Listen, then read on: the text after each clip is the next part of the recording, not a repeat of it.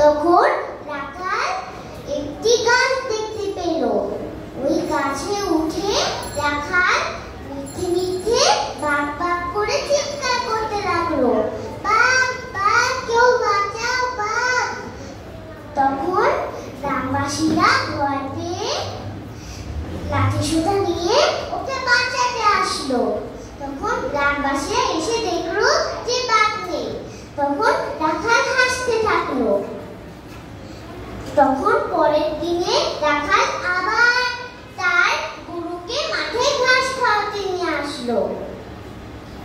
গাছে উঠে রাখাল মিথ্যে মিথ্যে বাক বাক করে চিৎকার করতে লাগলো, বাঘ বাঘ কেউ বাঁচাও বাঘ। তারপর গ্রামবাসীরা ভয় পেয়ে লাঠি সোঁটা নিয়ে ওকে বাঁচাতে আসলো, কিন্তু এসে দেখলো যে বাঘ নেই। তখন রাখাল হাসতে থাকলো। তখন পরের দিনে আবার রাখাল তার গরুকে মাঠে ঘাস খাওয়াতে নিয়ে আসলো। তখন একটি বাঘ এসে তার একটা একটা গরু খেতে লাগলো।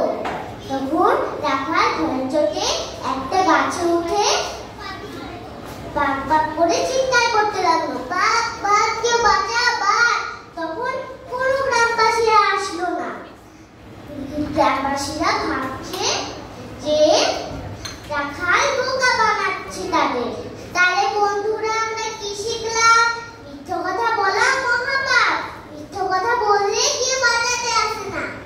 নমস্কার। আসসালামু আলাইকুম। Thank you so much.